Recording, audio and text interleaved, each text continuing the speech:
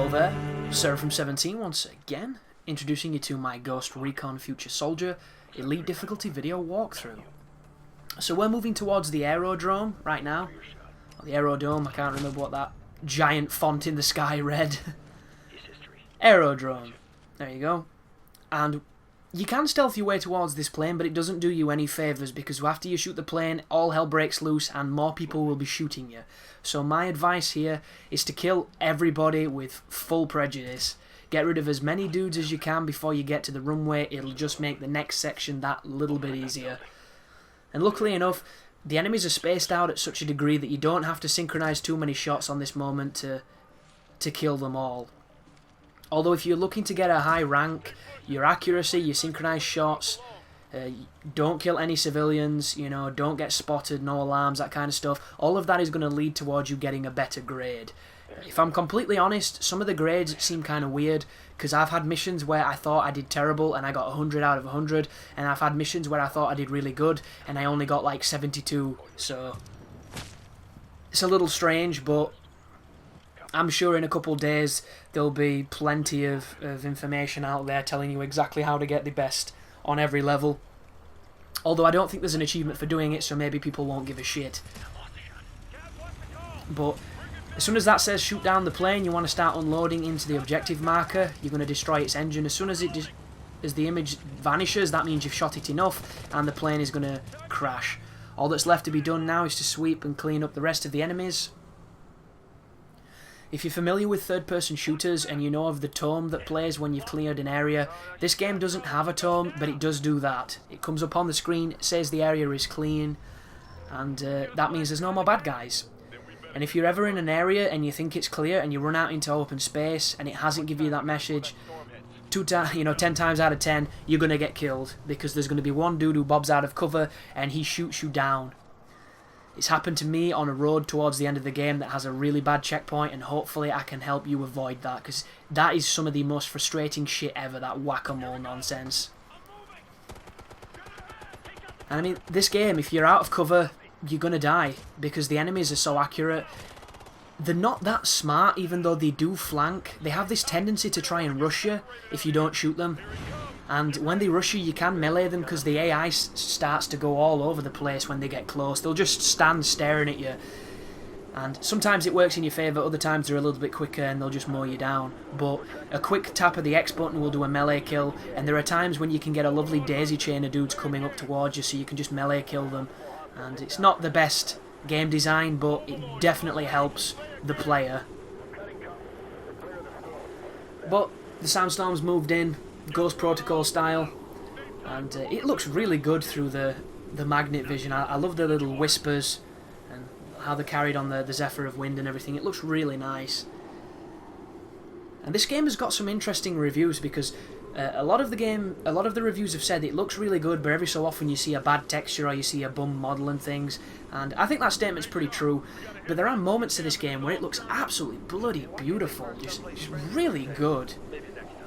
And especially when stuff blows up, this game has some of the nicest smoke effects I've seen in a long time, and some of them aren't great, but every so often it just does one that just, oh, it was lovely. I had a really good time with that smoke effect. But it does embers really well, it does a lot of nice particle systems that are happening, and the lighting's really good as well. And once again, it's another game that utilises the camera lens artifacts when they look into lights, when they get the spots on them and everything. Look at that! How the hell did I not get run over by that? That was kind of funny that when it happened, because I could tell somebody could see me, but I didn't know why, so I laid down, and as I was turning, I just saw the damn truck lumber past me. Kind of a funny moment, but just goes to show you don't have to be that much on the ball to not die on this section. So the visibility on the rest of this level until the end part is really low, so you can have your way with these guys, and they're generally not going to get alerted to your presence. You have to be really sloppy for them to tell you that you're there. And one tip I would have said when I first came through this level is to use your team to kill people. Because when you aim, because of the sandstorm, your aim will be rocking and it'll be affected and it'll be moving, and it makes it kind of difficult. But your team have perfect aim because they're computers. And That's probably the best way to approach it. I just don't listen to my own advice when I played through on my recording run. I just rush forward, I kill everybody, and I turn around, and lo and behold, my team is 20 miles away, picking their asses, crouched behind a tent. So just be aware of that. And sometimes it can be quite difficult to tell if it's a civilian or a soldier. The soldiers have torches, that's the easy trade-off, and your UI will tell you when they're anything more important. This guy must have X-ray vision because he could see me through a tent. I don't know how. And you can actually shoot him through the tent because the fabric it reacts as it would in real life, which is kind of cool. There's a lot of opportunities for that to wallbang people, so try and be aware of it, try and stay on top of it, and don't be a victim to it.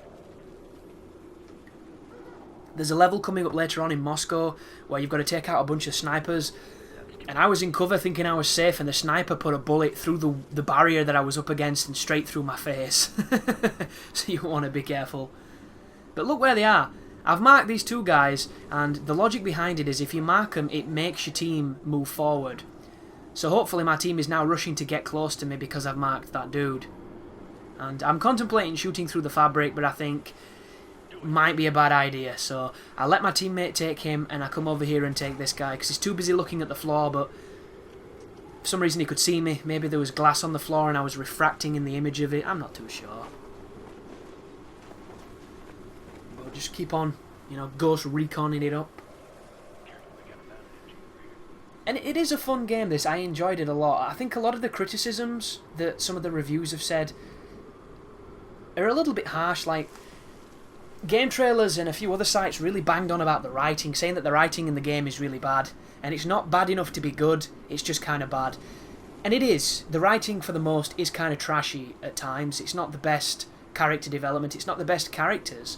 But I still think there's a couple of lines in it that are pretty good. There's a couple that made me chuckle, and I enjoyed them quite a lot. I completely agree that the visuals on the people are a little shitty. Faces look atrocious, they look really bad. And they just look dated, unfortunately. But everything else looks kind of stellar. And look at this silly bastard. What is this guy doing? But this is a good example of how they completely stand up and run towards you, completely invisible. You can't do that because your cloak deactivates, but they can. And then he gets 5 yards from me and he starts crouching again. So strange. But as all planes, this one has a black box, and we have to now go and claim it. Which is kind of ironic because the black box is orange, if you didn't know that. Only reason I know that is because on Perfect Dark you had to find one. But as you push forward here, the game notifies that there are people in your vicinity. So tag them, take them out, and then move towards the crashed plane. And what's going to happen here is when you clear the area and you move to the regroup symbol, you're going to have to hold your position from a bunch of mounted gunners and troops. And this is one of those sections where if you commit yourself to trying to kill everybody and trying to be in the thick of it, you might die and you might have a rough time. But if you act like an absolute pussy and hide in the back popping people off, you'll have no issue whatsoever with this entire section. But you've got to wait for it to kick off, and it generally involves standing or squatting in an area for them to talk a little bit and then for the mission to continue. But the adaptive camo in this game is really cool. I just wish the stealth mechanic wasn't as binary. You can either be seen or you can't be seen, and it seems really strange. One thing that is kind of weird, the final mission, you don't have anything over your face, so you're completely invisible but your face. So you're like a floating face, which I really don't get. It's like something out of Labyrinth. But that synchronized moment just there, when you come out the backside of this plane, because this spot here is perfect for killing these first few bad guys, because they just don't look towards you, and you can just pick them off while they're being entertained by your team. And if you can't see them, and you want to get a better heads-up display, toss over a sensor. That'll make them look red through the wall for you, which is kind of helpful. And just keep popping off dudes, keep shooting things, and eventually the level will end. But be very careful on the second stage of this fight, because I moved back towards the other side of the plane, but I got killed on this moment when I was recording because I got sloppy and a guy could see me from about 6 miles away, and he put 2 bullets in my torso and it put me down. So there goes the sensor, And you'll notice I'm in no rush to move to the other position because I know my team are doing a good enough job. And even if somebody does go down, you can look through the wall from this distance and tell one of your buddies to pick him up. So just take your time, stay safe, and just pepper dudes. And at first when the aimer was shaking like it does on this game, I thought it was to do with the pad. Because I don't know if you've ever played Killzone 2, I think it did it in. The sniper rifle shook as much as the pad moved, because it used the 6-axis. And then I immediately remembered that the Xbox pad doesn't have anything like that, any kind of, you know, gyroscope or sensor, because they have the Kinect, so I didn't have to worry.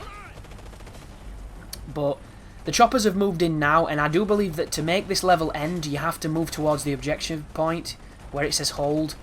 Because I was staying over here shooting dudes for a bit, and the level just kind of continued, nothing changed, and then I realised, probably got to go over to that point. And this is another thing that this game doesn't do so well. It doesn't really tell you what you're expected to do in some positions. But there you go, site is clear, level is over. But one level that's a massive criminal is you've got to protect this Russian guy in Moscow, or in somewhere in Russia, sorry. And if you don't go to where he's crouched behind a wall, the level doesn't end. So I was stood behind like some chest-high cover shooting dudes for ages, thinking it was the most stupid part of the game. So you want to be careful of shit like that. But thanks for watching, guys, and you take care now.